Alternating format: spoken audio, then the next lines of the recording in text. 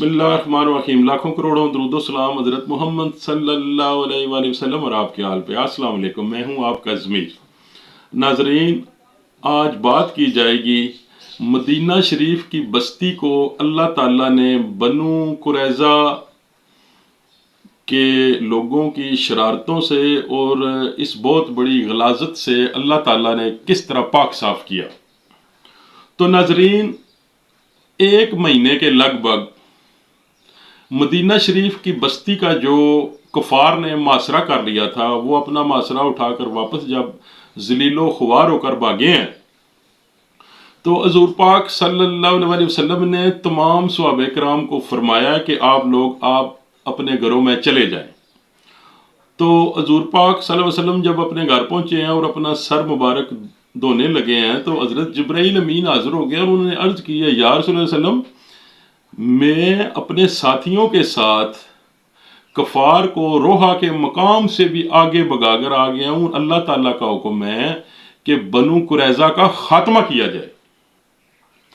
तो आप सल्लल्लाहु अलैहि वसल्लम ने फौरी तौर पे जंगी साजो सामान पहना है और हजरत बिलाल को हुक्म दिया है अज़ान भी दें और साथ ये ऐलान कर दें कि बनु कुरैज़ा का मासरा करने के लिए दीन इस्लाम के मुजाहिदीन फौरी तौर पे उनकी बस्ती में पहुंचे। तो इस तरह नाजरीन, दीन इस्लाम के सभी मुजाहिदीन उधर बनु कुरैज़ा की बस्ती का मासरा कर लिया। उस दिन दीन इस्लाम का परचम हजरत अली रजी अल्लाह ताला अन्हु के हाथ में था और आपने उनकी बस्ती का जो किले का मेन दरवाजा था, वहां पे आपने जाकर दीन इस्लाम का झंडा गाड़ दिया है। तो उन लोगों ने अपने दरवाजे बंद कर दिए और छतों पे जाके उन्होंने मुसलमानों पे गाली गलोच करना शुरू कर दी और पत्थर बरसाने शुरू कर दिए। 7 तीर भी उन्होंने बरसाए।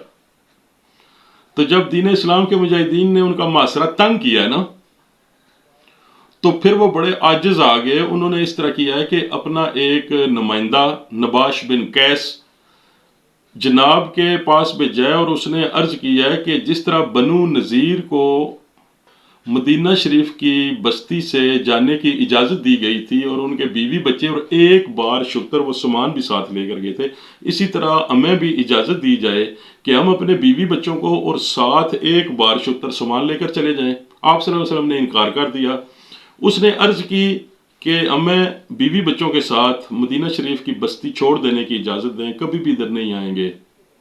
आप सल्लल्लाहु अलैहि वसल्लम ने फिर भी इनकार फरमा दिया।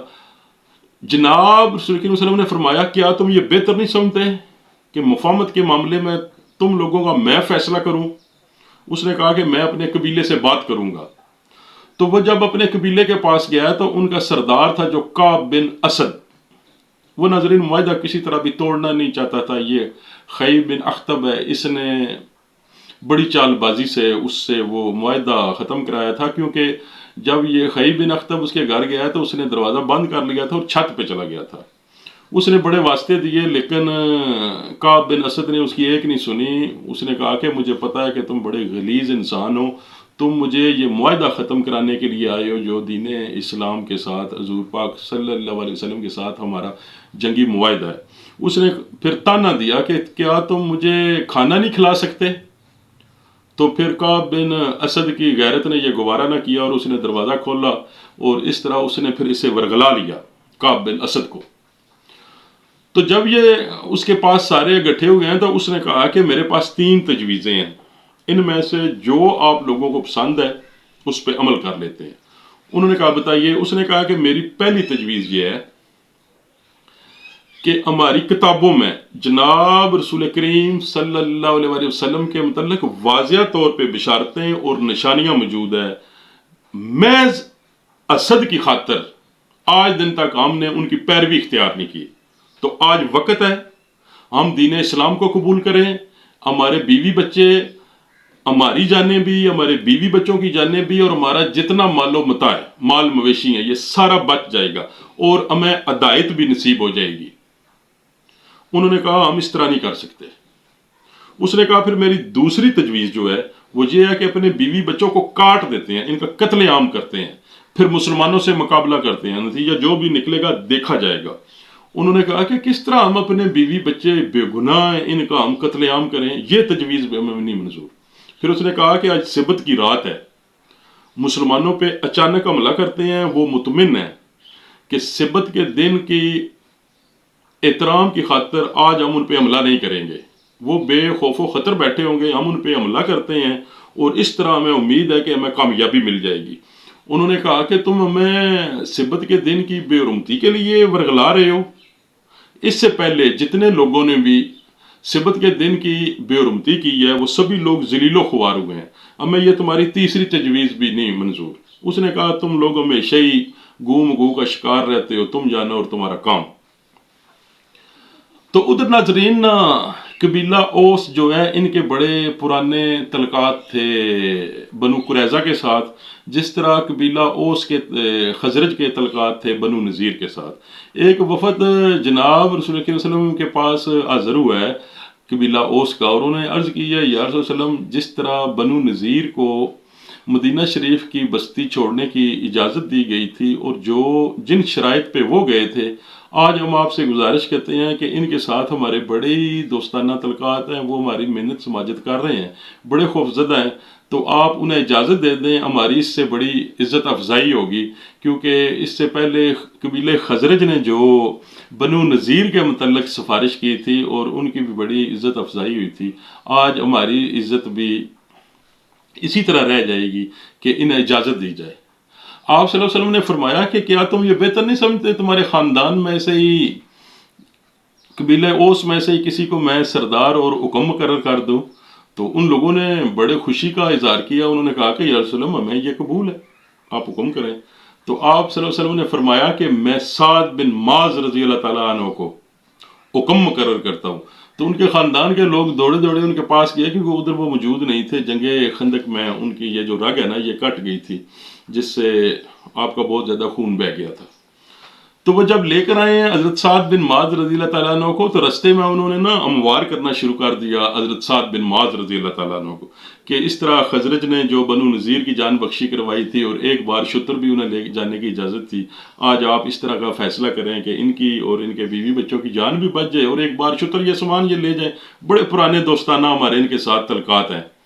تو جب ان لوگوں کا اصرار حد سے بڑا ہے نا، تو حضرت سعد بن معاذ رضی اللہ تعالیٰ عنہ نے فرمایا کہ آج وقت آ گیا ہے سعد کا، کہ کسی کی ملامت کرنے والے کی ملامت سعد پہ کوئی اثر نہیں کرتی۔ تو آپ جب جناب صلی اللہ علیہ وسلم کے قریب پہنچے ہیں تو آپ نے ادھر عرض کی ہے کہ اللہ اور اللہ کا حبیب بھی فیصلہ کرنے کا اختیار رکھتا ہے، میں سعد کون ہوتا ہوں؟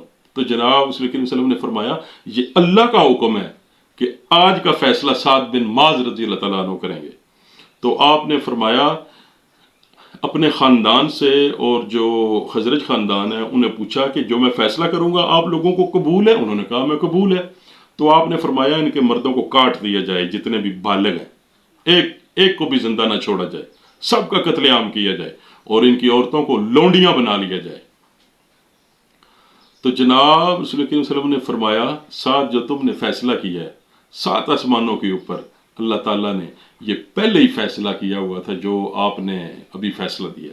تو اس طرح ناظرین مدینہ شریف کی بستی سے بنو قریظہ خاندان کا خاتمہ کیا گیا۔ ایک روایت ہے 700 ان کے مرد تھے اور ایک روایت ہے 1900 کے قریب ان کے مرد تھے جن کو قتل کیا اور بڑے بڑے گڑھے کھود کر وہیں ان لوگوں کو پھینک دیا گیا۔ اس طرح اللہ تعالیٰ نے مدینہ شریف کی بستی کو بنو قریظہ کی شرارتوں سے محفوظ کیا۔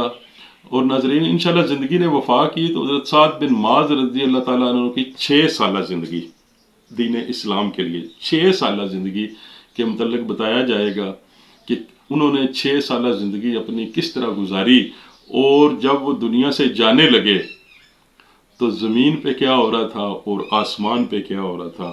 انشاءاللہ جب دوبارہ آپ سے ملاقات ہوگی حضرت سعد بن معاذ رضی اللہ تعالیٰ عنہ کے متعلق گفتگو کی جائے گی کہ کس طرح انہوں نے جوانی میں اس دنیا سے اپنا رخت سفر باندھا۔